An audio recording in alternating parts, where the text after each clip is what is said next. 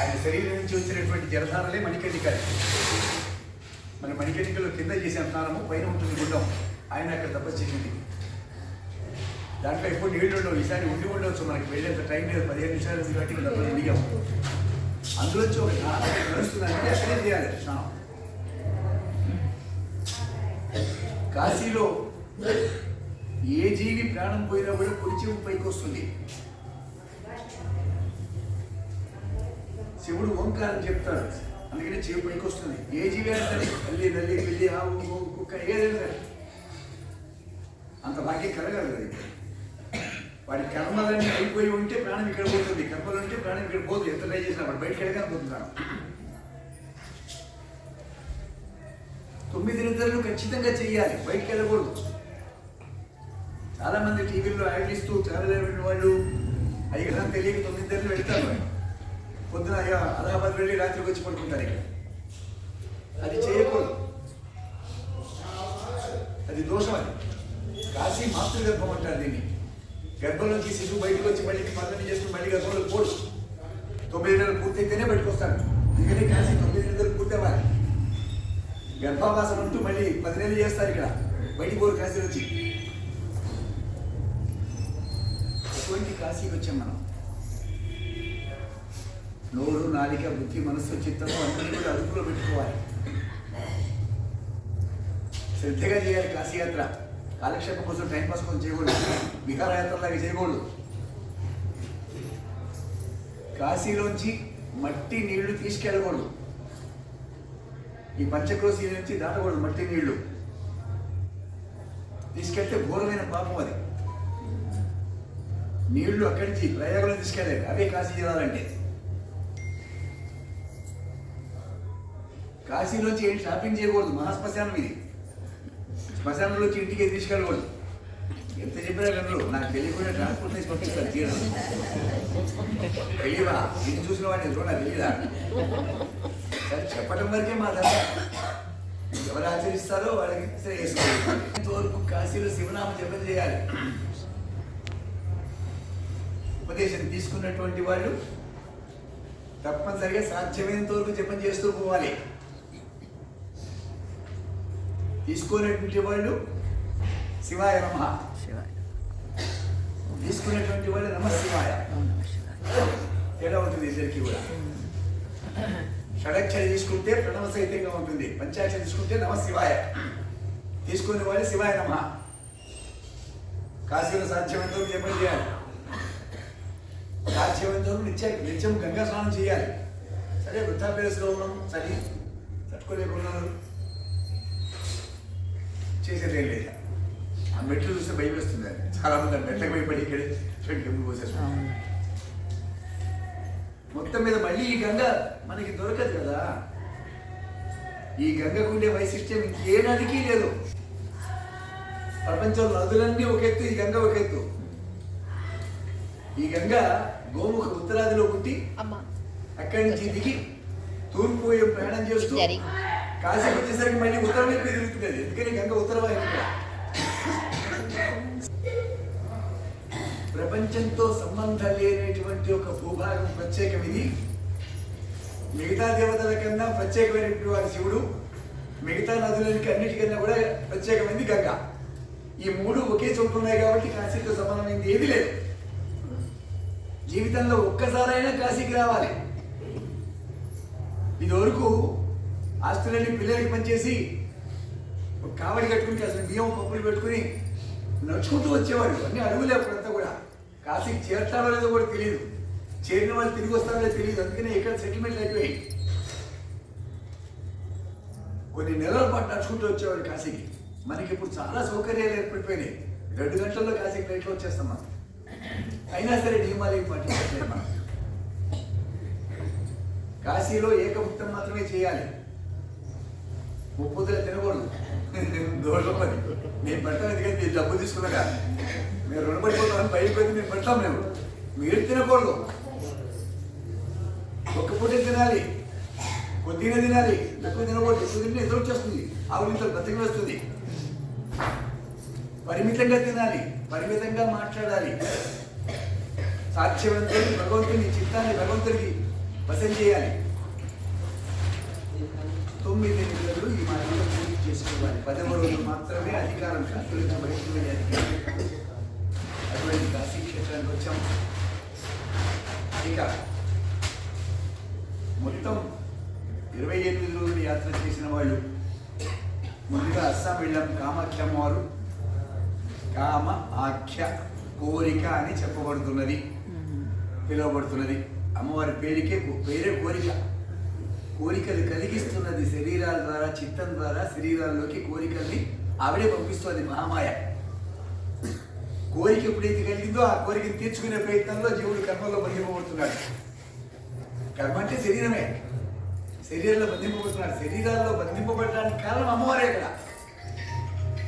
కామాఖ్య కామాఖ్య ఏ అమ్మవారైతే మనకి కోరికల్ని కలిగిస్తున్నదో, సంసారంలో మనల్ని బంధిస్తున్నదో ఆ అమ్మవారికి శరణాగతులైపోవడం కామాఖ్య దర్శనం. గొప్ప క్షేత్రం కామాఖ్య అనేటువంటి 18 శక్తిపీఠాల్లో కేంద్ర స్థానం. అది యోనిపీఠం అంటారు. నెలకి 3 రోజులు మూసేస్తారు అక్కడ గుడిని. అంత శక్తి ఉన్నది. కాకపోతే అక్కడ వామాచారాలు ఎక్కువైపోయి ఆచారం కొనసాగుతుంది చాలా కాలం నుంచి. కామాఖ్య అమ్మవారు. దీనికి వెనకాల కథ సతీదేవి కథ చెప్పబడుతుంది. అమ్మవారి ఖండం శరీర భాగాలన్నీ ముక్కలైపోయి అక్కడ పడినాయి. 18 శక్తిపీఠాలని తలా ఒక కథ చెప్తున్నారు. అవేమి కరెక్ట్ కాదు. అవి అమ్మవారు దక్షయజ్ఞంలో తండ్రి చేసిన తన భర్తని తండ్రి అవమానించేసరికి ఆవిడ తట్టుకోలేక, భర్తని భరించలేక తన తండ్రి ద్వారా వచ్చిన ఈ శరీరం, దాక్షాయణి అని కదా పేరు, ఈ శరీరాన్ని వదిలేసింది. ఆవిడ యోగాగ్నిని పుట్టించి తన శరీరంలో అగ్నిని ఉత్పన్నం చేసి శరీరాన్ని దగ్ధం చేసింది.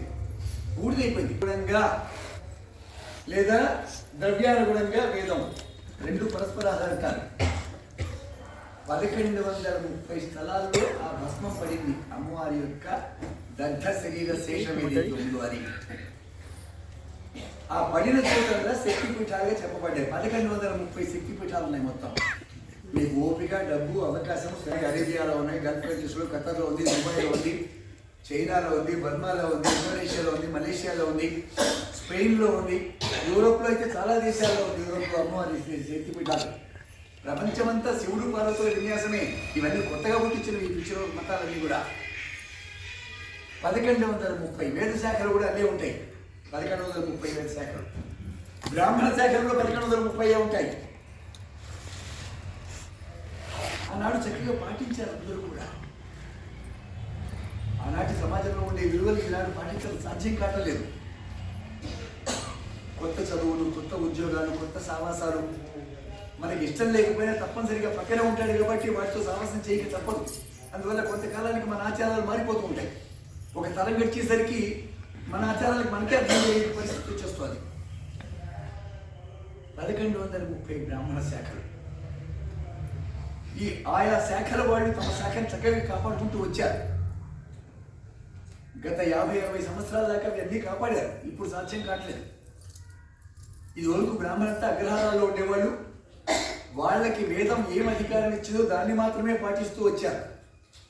ఎప్పుడైతే ఈ కొత్త చదువులు, ఉద్యోగాలు వచ్చినాయో వాళ్ళకి సాధ్యం కాలేదు అని వదిలేశారు. వాటి సాఫ్ట్వేర్లు అయిపోయాయి. ఇప్పుడు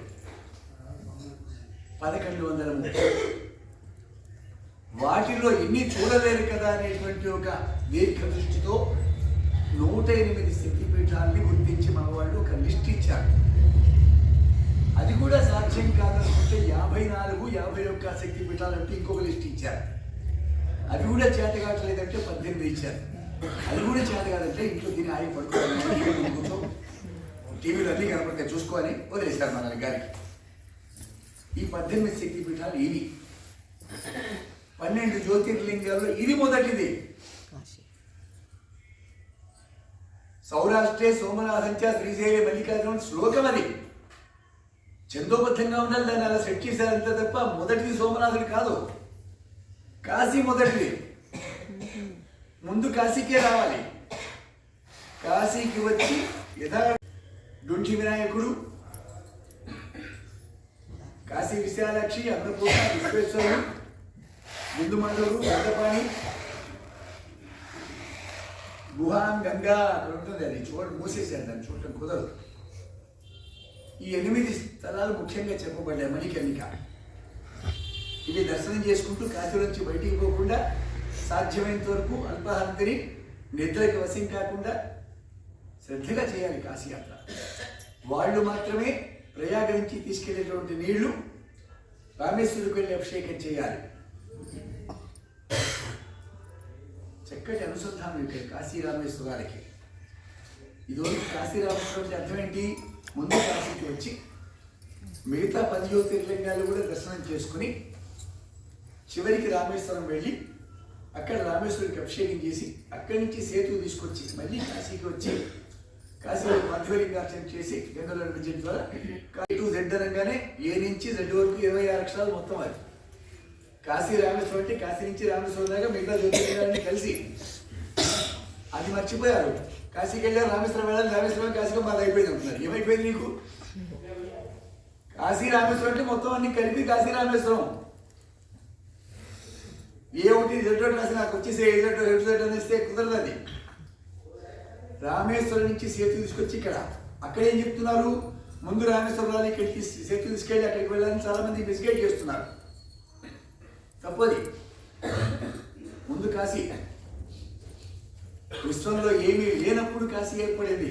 కాశీ విశ్వేశ్వరుడు స్వయంపోయినాడు. ఇక్కడ విష్ణుమూర్తి బ్రహ్మ ప్రార్థన చేస్తే ఈ కాశీలో తనకి సృజించేటువంటి శక్తి లభించాలని విష్ణుమూర్తి 1200 సంవత్సరాలు, దివ్య సంవత్సరాలు అంటారు, 12,000 సంవత్సరాలు తపస్సు చేశాడు. బ్రహ్మ 10 అశ్వమేధ యాగాలు చేశాడు. ఏదైతే ఆ రోడ్డు ఉందో దశాశ్వమేధ ఘాట్ అంటారు. అక్కడ ఉండే ఘాట్ ఏదైతే ఉందో చక్కగా ఆర్తిస్తారు కదా గంగాది, దశాశ్వమేధ ఘాట్ అది. ఆ రోడ్డు దశాశ్వమేధ రోడ్ అది. అక్కడ బ్రహ్మ ప్రతిష్ఠిత లింగం ఇప్పటికీ ఉంది.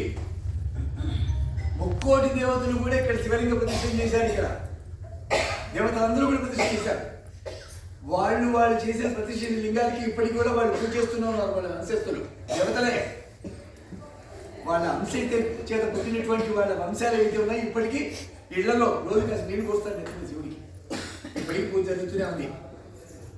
మనం అనుకుంటే పాడిపోతారు. ఏం పాడిపోతారు అందరూ చేస్తూనే ఉంటారు. ఇక్కడ 33 కోట్ల దేవతలు కూడా ఇక్కడ లింగ ప్రతిష్ఠ చేశారు. రాక్షసులందరూ కూడా ప్రతిష్ఠ చేశారు. ఇక్కడ యక్షులు, రాక్షసులు, కిన్నెరులు, కింపురుషులుగా చెప్పబడుతున్న గంధర్వ జాతులు అందరూ కూడా శివలింగ ప్రతిష్ఠ చేశారు కాశీలో. వీళ్ళు కాకుండా ఋషులు, వాళ్ళు ప్రతిష్ఠ లింగాలు ఉన్నాయి, స్వయంభూలింగాలు ఉన్నాయి, కొన్ని వందలు ఉన్నాయి స్వయంభూలింగాలు. ఇక్కడ మానవ ప్రతిష్ఠ లింగాలు ఉన్నాయి. ఇవన్నీ లెక్క పెట్టడానికి మళ్ళీ ఆ శివుడే రావాలి, ఇంకెవరి వల్ల కాదు. మీరు ఎక్కడ కాలు పెట్టాడు కవి చోటి కింద ఎదురుగా ఉంటుంది. ఇక్కడ అటువంటి కాశీకి వచ్చాం. కాశీ గురించి శ్రద్ధగా అడిగి విని తెలుసుకుని కాశీయాత్ర చేస్తే ఆ ఫలితం సంపూర్ణంగా లభిస్తుంది. శక్తిపీఠ దర్శనం చేసుకొచ్చాము. కామాఖ్య అమ్మవారు ఒకసారి వెళ్ళిన వాళ్ళు రెండోసారి తప్పనిసరిగా వెళ్తారు. అక్కడ ఒక విశేషం. అక్కడ కామాఖ్య అమ్మవారు ఒకసారి తెలుసో తెలియకో పొరపాటున వస్తుంది, శ్రద్ధగా ఎలా చేసినా కూడా రెండోసారి తప్పనిసరిగా వస్తారు వాళ్ళు. కామాఖ్య అమ్మవారిని చూస్తాం. తర్వాత కలకత్తా మహాకాళి, అది కూడా 108 శక్తి పీఠాల్లో కూడా వస్తుంది. తర్వాత వైద్యనాథ్ జ్యోతిర్లింగం జార్ఖండ్, అది వచ్చింది. ఈ 5 వైద్యనాథ్ జ్యోతిర్లింగాలు ఉన్నాయి మనకి. పర్లి వైద్యనాథ్ అని మహారాష్ట్రలో మాదే జ్యోతిర్లింగం అని చెప్తారు వాళ్ళు. సరే వెళ్ళి నమస్కారం చేయడం వల్ల ప్రయోజనం లేదు మనకి. ఇది వైద్యనాథ్ జ్యోతిర్లింగం. రావణాసురుడు ఆ శివలింగాన్ని తీసుకొచ్చి అక్కడ దారవించని ప్లేసరి. గోకర్ణం కూడా అదే మరి. వినాయకుడు వచ్చేసి రావణాసుడి దగ్గర నుంచి ఆ లింగం తీసుకుని నేను మొయ్యలేకపోతున్నాను పెట్టేస్తాడు. అది భూమిలోకి వెళ్ళిపోతుంది. గోకర్ణం అది వైద్యనాథ్ జ్యోతిర్లింగం. తమిళనాడులో వైద్యనాథ్ జ్యోతిర్లింగం ఉంది. మిరియాలు ఉప్పు ఇస్తారు, చిదంబరం దగ్గర ఉంటుంది ఇది ప్రసాదంగా. సో కన్ఫ్యూజ్ అవుతారు. ఏది అన్నప్పుడు జార్ఖండ్లో ఉన్నటువంటి వైద్యనాథ్ జ్యోతిర్లింగం అదే దర్శనం చేసుకున్నాం. 12 జ్యోతిర్లింగాలు అది. అస్సాంలో భీమశంకర్ జ్యోతిర్లింగం చూసాం మనం. పురాణం ప్రకారం కామరూపదేశం అంటే అదే. రాక్షసులు పరిపాలించింది. నరకాసురుడు వాళ్ళంతా రాక్షసులు పరిపాలించిన ఉద్దేశం అదే. చెప్పేవాడు లేకుండా అయిపోయినారు. గురువులు ఎవరు లేరు, సద్గురువులు. దర్శనం చేసుకుని చెప్పగలిగే తపశక్తి కూడా ఎవరిలో లేదు. పురాణాల్లో చెప్పినవి ప్రాంతాల పేర్లు మారిపోయినా గుర్తించలేని స్థితికి వచ్చేసాం. ఏది ఏంటి అనే కన్ఫ్యూజ్ లేకుండా అక్కడ ఇక్కడ రెండింటికో దండం పెడితే సరిపోతుంది. పూనా దగ్గర భీమశంకర్ జ్యోతిర్లింగం అది. అట్లాగే మనం చూసిన భీమశంకర్ జ్యోతిర్లింగం అస్సాంలో అది కూడా కనెక్ట్ అయ్యాయి. తర్వాత మనం గయ వచ్చాం. గయ, ప్రయాగ, కాశీ 3 కలిపి కాశీ. కాశీకి మాత్రం వచ్చి 3 రోజులు 5 రోజులు వెళ్ళిపోవటం అనేది సబబు కాదు. ఏదైనా తప్పనిసరి ప్రాజెక్టులు వర్కులు ఉండి శ్రద్ధాళువులై ఉండి కాశీకి అయ్యో వెళ్ళాలి అనిపించిన వాళ్ళకి అవకాశం అట్లా ఉంటుంది. ధర్మసూత్రం 2 వేరు. వాళ్ళు మాత్రం 3 రోజులు 5 రోజులు 1 రోజు వెళ్ళి రావచ్చు. ఎందుకంటే విశ్వసుడు దర్శనం అంతవరకు కదా. కాశీవాసం కాదు, కాశీవాసం 9 తల్లి. సో గయ, ఈ గయ కూడా పాదగయ, నాభిగయ, శిరోగయ 3 భాగాలు. పాదగయ పిఠాపురం దగ్గర వల్లభ క్షేత్రం అంటారు. పాదగయ కుక్కుటేశ్వరుడు అక్కడ, అదే పాదగయ అంటారు. నాభిగయ జాజ్పూర్ గిరిజాదేవి. శిరోగయ అది గయాపురుషుడు, ఆ ఇంటిలో కొడుకుంటాడు. ఆ నాభిగయ దగ్గర వైతరణి నది ఉంటుంది. అక్కడ అందులో స్నానం చేసి అక్కడ గోదానం చేయాలి. చేస్తే మనకి పైన ఉండేటువంటి ఆ వైతరణిని ఈ గోవు దాటిస్తుందని మన పురాణాలు చెప్తున్నాయి. గరుడ పురాణాలు ప్రత్యేకంగా ఇది ఉంటుంది. గయా క్షేత్రం తప్పనిసరిగా పిండ ప్రదానాలు చేయాలి. ఇక్కడ అందరూ కూడా మేము అక్కడ బ్రహ్మకపాల దగ్గర పెట్టామండి, ఇంకా అవసరం లేదని చెప్పారు. ఇవన్నీ తప్పుడు మాటలు. ఇవన్నీ మనకి ఏ పితృదేవతల ద్వారా ఈ శరీరం లభించిందో ఇది ఉన్నంత వరకు మనం రుణపడే ఉంటాం పితృదేవతలకి. పితృరుణం తీరదు, దేవరుణం తీరదు, ఋషురుణం తీరదు. భారతీయ వాంగ్మయమైనటువంటి వేదము, ఇతిహాసము, పురాణము ఇవి అధ్యయనం చేస్తేనే ఋషురుణం తీరుతుంది. పితృదేవతల తర్పణాలు శ్రాద్ధము చేస్తేనే పితృరుణం తీరుతుంది. నిత్యము దేవతార్చన చేస్తేనే దేవులను తీరుతుంది. ఈ రుణత్రయం పుట్టగానే రుణత్రయంలో ఉంటారు ప్రతివాడు కూడా. శరీరం ఉన్నంత వరకు రుణం ఉండే ఉంటుంది అది. కాబట్టి వాళ్ళు వీళ్ళు చెప్పారని కాదు, మనం గయకి వచ్చినప్పుడల్లా శ్రద్ధగా చేయాలి. శ్రాద్ధం ఉన్నారు దాన్ని. గయకి వచ్చినప్పుడే కాదు, అమావాస్య లాంటి పర్వదినాల్లో కూడా చెయ్యాలి. 24 సార్లు సంవత్సరాల్లో. ఎక్కడైనా సముద్రం కానీ నది కానీ కనపడిందంటే అక్కడ కూడా తర్పణాలు వదలాలి. మీరు ఎంత శ్రద్ధగా చేస్తే పితృదేవతలు చక్కగా అంత ఆశీస్సులు ఇస్తారు. వంశం రక్షింపబడుతుంది. వారి ఆరాధన ఎట్టి పరిస్థితుల్లో మానకూడదు. అదృశ్య రూపంలో శరీరంలో బంధువులు కాదు కాబట్టి విశ్వవ్యాప్తులు. వాళ్ళు ఎక్కడనో చూస్తారు మిమ్మల్ని. వారి అనుగ్రహం ఉంటే వంశం రక్షింపబడుతుంది. పుట్టే పిల్లలు చక్కగా పుడతారు. వైకల్యాలు లేకుండా పుడతారు. అంగవైకల్యము, బుద్ధి వైకల్యము, మనోవైకల్యము, వైకల్యరహితమైనటువంటి శరీరాలు లభిస్తాయి. సంతానం చక్కగా కలుగుతుంది. మగపిల్లలు పుడతారు, ఆడపిల్లలు కూడా పుడతారు. మగపిల్లలు వంశం కదా, ఆడపిల్ల వేరే వంశాన్ని పుట్టించడానికి వెళ్తుంది కాబట్టి మగపిల్లలు తప్పనిసరి కావాలి. మగపిల్లలు పుడతారు, బుద్ధిమంతులు పుడతారు, సద్బుద్ధి కలిగి పుడతారు. పితృదేవతల అనుగ్రహం ఇవన్నీ కూడా. ఎటువంటి శ్రాద్ధ తర్పణాదులు లేవు, మాకు ఇవన్నీ లేవండి అని అనుకున్నావు. నీ పిల్లలు నీ మాట వినరు. వాళ్ళు ఇష్టం వచ్చినట్టు ప్రవర్తిస్తారు. ఎవరు అదుపు చేయలేరు, నువ్వు కూడా అదుపు చేయలేవు. ఇష్టం వచ్చినట్టు ప్రవర్తిస్తారు. కారణం ఏంటి? నువ్వు పితృదేవతల వశంలో లేవు, నీ వశంలో నీ సంతానం లేదు. నువ్వు చేసే కర్మను బట్టి నీకు ఫలితం లభిస్తుంది కదా. నువ్వు అక్కడ చేయలేదు కాబట్టి నీకు ఇక్కడ పొందే అర్హత లేదు కదా. నీకు ఇక్కడ తప్పనిసరిగా పితృదేవత ఆరాధన చేయాలి. గయకి వచ్చినప్పుడు చేసి తీరాల్సిందే. తర్వాత ప్రయాగ, కనకల క్షేత్రం అంటారు. గొప్ప క్షేత్రం. త్రివేణి సంగమం ఇది. గంగా యమున రివర్స్లో పోతూ ఉంటాయి. క్లియర్గా వేరుగా ఉంటుంది. నారం అడ్డం కట్టినట్టుగా ఉంటుంది. నల్లగా ఉంటే నీళ్ళు, తెల్లగా ఉంటాయి నీళ్ళు. కలవు. ఇప్పటికీ ఒక అద్భుతం అది. కింద అంతర్వాహినిగా సరస్వతి ఉంటుంది. దిగితే కనపడుతుంది, ఫోర్స్ కాళ్ళకి తగ్గుతుంది, పైకి కనపడదు. త్రివేణి సంఘం. ఇక్కడ వేణి మాధవుడు అధిపతి. ప్రయాగలో తప్పనిసరిగా దర్శనం చేసుకోవాలి.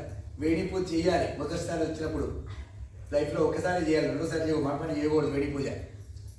అక్కడ శ్రాద్ధం పెట్టాల్సిందే, పంచతర్పణాలు అక్కడ కూడా చేయాల్సిందే. ఇక్కడ బిందు మాధవుడు తప్పనిసరిగా దర్శనం చేసుకోవాలని కూడా. ఇలా కాశీ క్షేత్ర విశేషాలు ఇవన్నీ. ఇటువంటి కాశీకి వచ్చాం, శ్రద్ధగా చేయాలి యాత్ర. ఇంటికి వెళ్ళిన తరువాత కాశీ నుంచి మంచి రోజు చూసుకొని సాధ్యమైనందుకు కార్తీకంలో చేస్తే మంచిది. కార్తీకం దాదాపు అయిపోవచ్చింది, కుదరకపోవచ్చు, ఆటంకాలన్నీ కూడా వాళ్ళకి ఎవరికి పర్వాలేదు, ఇబ్బంది లేదు. ఒక నెల రోజుల లోపల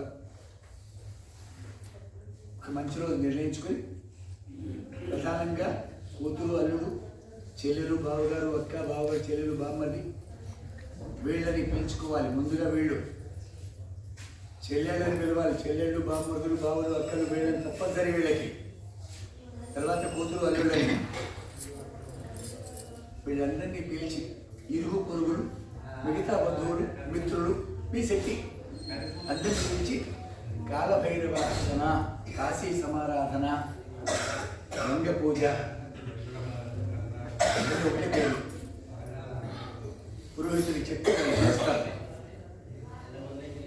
ఒక మీటర్ బట్ట, తెల్ల బట్ట, వైట్ క్లాత్ తీసుకుని దాని నిండా ధాన్యం పరిచేసి మంటపాలు చేస్తారు. అందులో ఇప్పుడు తీసుకెళ్ళినటువంటి గంగ 3 కలశాల్లో పోసి 3 కలశాల్లో అక్కడ స్థాపన చేసి, మిగతా ఇక్కడ ఏదైతే చెప్పబడ్డాయో కాలభైరవుడు, వీళ్ళ అన్నపూర్ణ, విశ్వసుడు, ఇవన్నీ పెడతారు అక్కడ. ఖర్జూర పొడి కానీ, పోకలు కానీ ఏదైనా పెడతారు అక్కడ. ఆవాహన చేస్తారు దాంట్లోకి. గంగ పూజ అనేది కాశీ సమారాధన అంటారు. ఆ 3 కలశాలకి పూజ చేస్తారు. పూజ అంతా అయిన తరువాత ఒక కలశంలో నీళ్లు సీల్ చేసి మూత పెట్టి తీసి పెట్టుకోవాలి రామేశ్వరం తీసుకెళ్ళటానికి. ఆ నీళ్లు రామేశ్వరికి అభిషేకం. ఒక కలశంలో నీళ్లు ఆ వచ్చిన బంధుమిత్రాదులకి అందరికీ కూడా తీర్థంగా పెట్టాలి. కాశీ గంగ. వారు పాపం రాలేకపోయారు కాశీకి. గంగ కాస్త తీర్థం ఉండాలి. ఈ నాడుని శుద్ధి చేసే శక్తి కాశీ గంగకి మాత్రం నీకు దేనికి లేదు. మనకు ఉండే 72,000 నాడుల్ని, దాంట్లో ఉండేటువంటి మాలిన్యాలు, కలుష భావాలు, ఆ దోషాలని తొలగించే శక్తి గంగకు ఉంటుంది. గంగలో స్నానం చేస్తే ఆ దోషం పోతూ ఉంటుంది. మెల్లిగా ఎన్నిసార్లు చేస్తే స్నానం చేస్తే అంత మంచిది.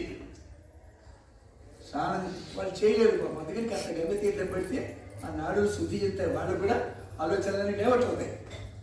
ఆలోచన సంసారంలో ఉండేది కాస్త ఇక మెల్లి వైపు మారుతుంది ఆ గంగ తీర్థం పట్టడం వల్ల. అందరికీ ఆ గంగ తీర్థం కొద్దిగా పెట్టాలి. ఒక కలసం నేను వచ్చిన వాళ్ళకందరికీ పెడుతూ ఉండాలి. ఇంకో కలసం ఎప్పటికీ ఇంట్లోనే ఉండాలి. గంగ ఏదైనా పురుడు, పుణ్యం, శివోత్సవం, వాసోత్సవం వచ్చిందంటే మాట్లాడి సున్నాలు వేసుకోలేం కదా. ఒకసారి సున్నం వేస్తే 1,00,000, 2 లక్షలు వదులుతాయి సున్నమే. అందువల్ల కాస్త గంగ నీటితో పెట్టుకుని ఒక బకెట్ నీళ్ళలో కాస్త గంగ కలుపుకొని, లేదా ఏదైనా పూజ విశేషం పుణ్యం చూస్తున్నామా కాస్త గంగ కలుపుకొని, గంగ ఎదంతా ఇప్పుడు ఉండాలి ఇంట్లో. గంగ గంగా, పసుపు, కుంకుమ, విభూతి, రుద్రాక్షలు ఏ ఇంట్లో ఉన్నాయో సదా అక్కడ ఆనందం తాండవిస్తూ ఉంటుంది. ప్రజాంతంగా శివుడేవాడు. గంగ ఎప్పుడు ఇంట్లో ఉండాలి, భస్మం ఎప్పుడు ఇంట్లో ఉండాలి, పసుపు కుంకుమలు ఎప్పుడు ఇంట్లో ఉండాలి. ఇది గృహస్థాశ్రమ నియమాలు. వడలు చేయాలి. 21 వడలు మినపగారాలు వడలు చేసి మాల కట్టి కాలభైరుడు కుక్క మెడలో వేయాలి. తెచ్చుకున్న కుక్కటి మంచిది, లేదా ఏదైనా కుక్కని తీసుకొచ్చి దాన్ని మెడలో వేయాలి. అది పారిపోతుంది, మీరు కొట్టుకోవాలి. బాగుంటుంది సీనరీ. నల్ల కుక్క అయితే మరీ శ్రేష్టం. ఏం వెతకండి నల్ల కుక్క ఎక్కడ దొరుకుతుందో. వడమాల వేయాలి. మిగతా వడలు ఇక్కడ నైవేద్యం పెట్టి ఆ గారెలు ప్రసాదంగా పెట్టాలి. భోజనాలు పెట్టాలి. వీళ్ళందరికీ కూడా కూతుళ్ళకి, అల్లుళ్ళకి, చెల్లెలు, బావలు, అక్కలు వీళ్ళందరూ కూడా బట్టలు పెట్టాలి. కాశీయాత్ర అంత ఈజీగా ఖర్చుతో కూడుకున్నది. పరమ వైరాగ్యంలో కానీ బోర్డు ఖర్చు అవుతుంది ఇక్కడ. ఆ సముద్ర స్నానం పీరియడ్స్ ఆగిపోయిన వాళ్ళు, నెలసరి ఆగిపోయిన వాళ్ళు 108 సార్లు మునిగి స్నానం చేయాలి. దంపతులుగా వెళ్ళాలి. భర్త గతించడానికి తాను ఒక్కతే చేయాలి. 108 చేయలేమండి, 36 సార్లు తప్పనిసరిగా మునగాలి. స్త్రీలకి ప్రధానం ఇది, పురుషుడికి కాదు. భర్త ఉంటే ఇద్దరు కలిసి చేయాలి, కానీ స్త్రీలే ప్రధానం ఇక్కడ. అక్కడికి వెళ్ళి స్నానం చేసి 2 చీరలు కట్టుకుని వెళ్ళాలి. సముద్రంలోకి వెళ్ళేటప్పుడు 36 సార్లు 35 సార్లు మునిగి పై చీర వదిలేసారు సముద్రుడికి. అక్కడ వదలాలి, ఇక్కడ వీళ్ళు ఎవరికి పడితే తెలియదు, సముద్రుడికే వదలాలి. అక్కడ వదిలేసిన తర్వాత మళ్ళీ అక్కడికి వచ్చి అక్కడ ఆ ఘాట్ పురోహితులు ఉంటారు, వాళ్ళు పూజ చేయిస్తారు మీ చేత. సేతు తీసుకొచ్చి ఇసుక తీసుకొచ్చి ఇక్కడ సముద్రం నుంచి మీరే తెచ్చుకోవాలి. శివలింగం చేసి వాళ్ళు దానికి పూజ చేసి కొంత తీసి కట్టిస్తారు, ప్లాస్టిక్ కవర్లో ఏదైనా కట్టుకుని తీసి పెట్టుకోవాలి. తర్వాత రూముకి వెళ్ళి బట్టలు మార్చుకొని పొడి బట్టలతో గుళ్ళోకి వెళ్ళాలి, తడి బట్టలతో వెళ్ళకూడదు. చాలా మంది స్నానం చేసి అట్టే గంటలు తీసుకెళ్తున్నారు రామకృష్ణంలో, తప్పది. తడి బట్టలతో ఏ కర్మ చేయకూడదు. మడి అనుకుంటే తడి బట్టలతో చేస్తున్నారు, అది మడి కాదు, దోషం, అది చేయకూడదు. ఉతికిన బట్టలతో కట్టాలి, ఎవరు ముట్టుకోకూడదు కాబట్టి మడి బట్ట కట్టాలి, తడి బట్ట కాదు. తడి బట్టలతో గుళ్ళోకి వెళ్ళకూడదు, తడి బట్టలతో ఏ కర్మ చేయకూడదు, శ్రాద్ధం కూడా చేయకూడదు తడి బట్టలతో. మార్చుకుని ఈ గంగ తీసుకుని వెళ్ళి రామేశ్వరుడికి అభిషేకం. వాళ్ళు లోపలికి రాణించారు. 100 రూపాయలు 200 టికెట్లు పెట్టారు. టికెట్ తీసుకున్నా కూడా లోపలికి అయితే రాణించారు, వాళ్ళే చేస్తారు. ఎంతమంది వెళ్ళారో బకెట్ పెడతారు, అందులో పోసి శివుడికి పోసేస్తారు వాళ్ళు. సరే, మనం చేర్చడం పని అక్కడ మనం చేసేది ఏం లేదు. అక్కడ రామేశ్వరుడికి అభిషేకం చేయాలి. ఎక్కడైతే మీరు ఆ ఇసుక తీసుకొచ్చారో ఆ ఇసుక జాగ్రత్తగా పట్టుకుని మళ్ళీ కాశీకి వచ్చేటప్పుడు దాన్ని తేవాలి. తీసుకొచ్చి ఇక్కడ మనం పౌర్ణమి నాడు పార్థివలింగార్చన చేసాం కదా, ఆ పార్థివలింగార్చన మట్టిలో ఈ ఇసుక కూడా కలిపేసి అభిషేకం చేసి గడ్డలు చేస్తే కాశీ రామేశ్వరం అంటారు. అంతే తప్ప మేము కాశీకి వెళ్ళే మొన్న ఇదిగో పట్టుకొచ్చాను నీళ్ళు రామేశ్వరం కలిగేది కరెక్ట్ కాదు. ఒక విధానం ఉంటుంది, ఆ విధానం ప్రకారం చేయాలి.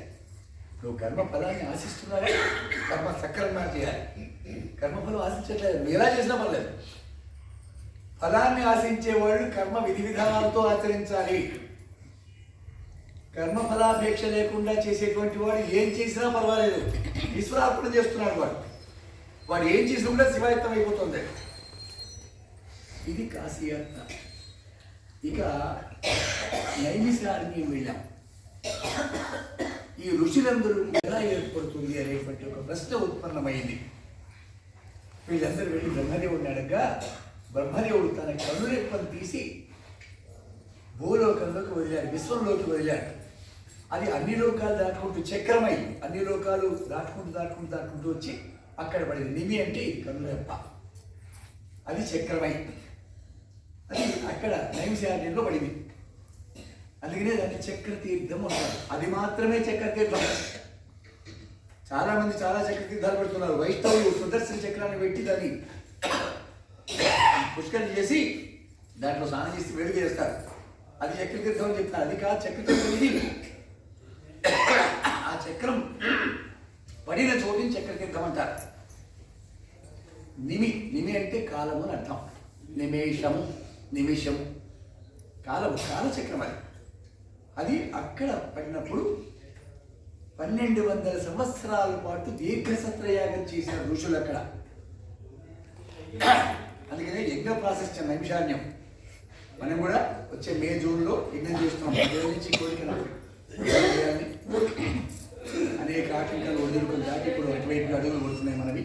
కరోనా వల్ల వెనక్కి అయిపోయినా అనుకోకుండా సహస్ర చండీ యాగం మనం సంకల్పం చేశాం. అతిరుద్ర యాగం అక్కడ మనం చేయబోతున్నాం. అక్కడ ఒకరోజు ఆర్య వయస్సులు వాళ్ళు సర్వసంపన్నులై ఉండాలి. వ్యాపారాలన్నీ బాగుంటే ఎంతోమందికి ఉపాధి లభిస్తుంది. కాబట్టి ముందు నుంచి కూడా వేద ప్రాశస్త్యం వైశ్యులకి, ఆర్య వయస్సులకి వాళ్ళ వరకు ఒకరోజు కన్యక పరమేశ్వర యాగం వాళ్ళు మాత్రమే కోసం చేయాల్సి వస్తుంది. వాళ్ళకి గోత్రాల వారీగా హోమగుండాలు వేస్తున్నాము. సో ఆర్య వైష్ణవుల కొరకు ఒకరోజు కన్యక పరమేశ్వర యాగం ఉంటుంది. వైష్ణవుల కొరకు సుదర్శన యాగం ఒకరోజు. మాకు వాళ్ళకి పడదు, మా పిల్లకి వాళ్ళు వెతుకుతుంటారు, వాళ్ళ దగ్గర మేము వెతుకుతుంటాం. అయినా సరే ఆ గోత్రులు ఎక్కడే ఆ భేదం చూడకూడదు కాబట్టి సుదర్శన యాగం. మీరు నా శిష్యులు వైష్ణవులు చాలామంది ఉన్నారు. సుదర్శన యాగం చేయిస్తున్నాం ఒకరోజు మహాలక్ష్మి యాగం చేయిస్తున్నాం. 10వ రోజున సత్యనారాయణ చేయిస్తున్నాం. 11వ రోజున